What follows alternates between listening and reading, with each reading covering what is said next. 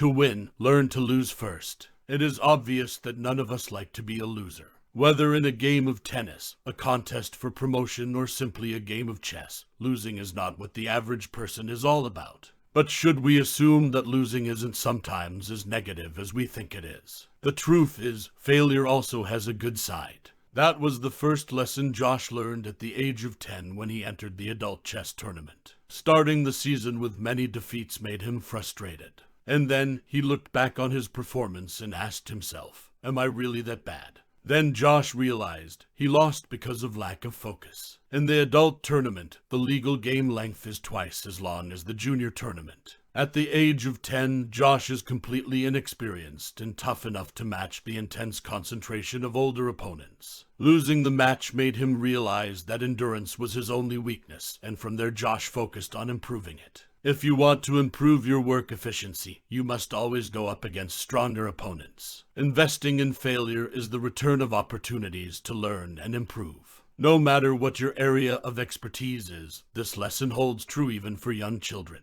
Today, teachers and parents believe that competitions have a bad effect on their children, but the opposite is true. The right amount of competition will equip them with the necessary equipment to cope. Face difficulties later in life. So how many new contests is enough? One way to answer this question is to try to achieve short-term goals first to reach long-term goals. Then we will know how much is enough. The process of learning will always bring hurt. Natural talent will take you far, but to be the best you must always be willing to learn. That is, you will have to deal with mistakes and factors that hurt you. It sounds daunting, but it's an inevitable part of the learning process. In the process of accepting new things, we almost always feel weak, exhausted, and hopeless both mentally and physically. A boxer with a strong right arm but a weak left arm is sure to take dozens of punches and go through a string of tough fights while he learns to use his left hand more effectively. Although we know that it is difficult to come up from reality, make mistakes and progress slowly, so each of us must make sure that we never doubt ourselves. If that happens, it will bring us downhill, causing us to berate ourselves for all the little mistakes. And from there, our ability to reach our goals gradually sinks into the deep sea. Fortunately, there is a way to end this vicious cycle, taking a step back every time you make a mistake. If anything goes wrong during training and practice, first keep your mind clear. Everyone has their own way of doing it, from taking a deep breath, soaking your face in cold water, or running fast for the entire football field. Whether it works for you or not, each of us needs a secret of our own to keep positive energy flowing. Stay abreast and increase learning.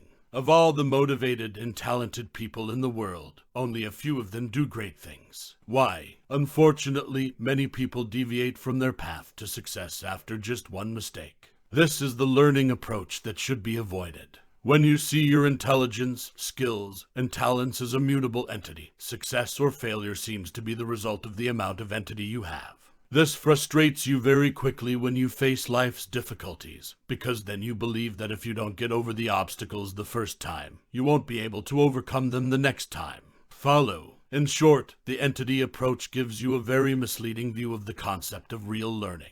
If you want to learn from the mistakes and omissions that are inevitable in training, you must develop a reinforcement approach. Using intensive development methods combined with hard work allows one to grasp all the concepts and skills. In an elementary school classroom in the U.S., the teacher gave students problems so it was easy to see the difference between these two approaches. The whole class solved it very quickly and progressed to problems that were so difficult that no one could solve them. At that time, the children with the physical approach became frustrated very quickly, while the reinforcement approach showed great interest. Finally, on the third turn, the teacher brought the class back to the easy problems. The reinforcement approach group once again showed superiority. On the contrary, the entity approach group could not solve this exercise due to the loss of self-belief. Practice turning skills into reflexes. Most of us think that the incredible speed and flexibility of a martial artist is unattainable. But is that true?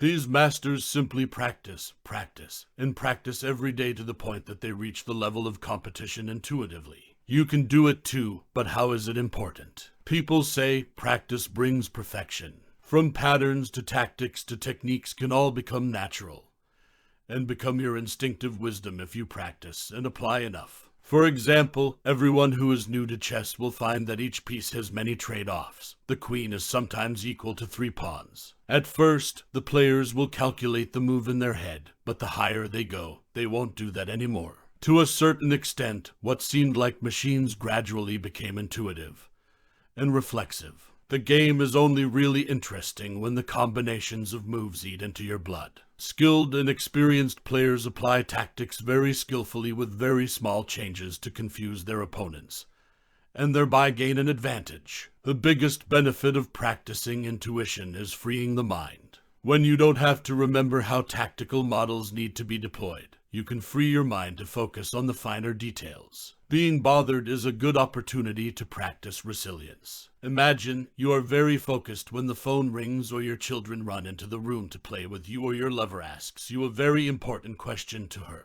Do you feel uncomfortable? When you react to being bothered with irritation, stress, or anger, you are in a negative zone.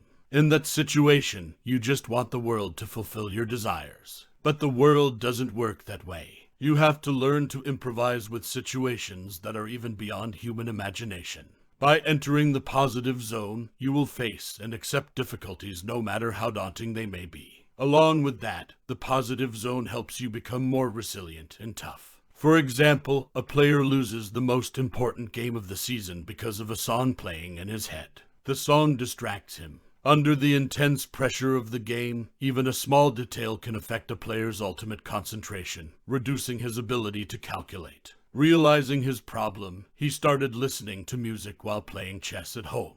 But instead of ignoring the song's melody, the player recited it. Singing while playing chess increases concentration by a factor of 2. Studying also needs a break. We all know that a good night's sleep is vital to achieving peak performance. But many students accept to trade that precious time to study at night. Let's leave. Insufficient rest leads to an inefficient, inaccurate sequence of thoughts over and over. Our minds can only focus on a single thing for a limited amount of time. After resting, the mind will be purified and focused better. High-performance players can recover full mental strength after only a brief rest, sometimes as little as a minute of relaxation between rounds of the game. Psychologists at the Human Behavior Institute point out that training for short periods of time is the key to increased productivity. So how to practice mind recovery? A method that the book offers is cardiovascular distance. This means that you will work at a high intensity combined with continuous short breaks. HPI found that this method helps you relieve stress very quickly and restore your mind effectively. Like cycling continuously to increase the heart rate, then gradually slow down to return the heart rate to normal and then accelerate again. Keep repeating. The more you do, the longer it takes to raise your heart rate and the shorter it takes to lower it. Regular, intense exercise will increase your endurance, helping you to relax more effectively when needed. Make a schedule to enter the zone. According to the definition of psychology, zone is a psychological state in which all your actions will be immersed in the flow of emotional energy. You are completely focused on what you do. The period of entering the zone is when your productivity is at its peak. Did you have any difficulty entering the zone? Do you feel distracted when attending a meeting or facing a deadline?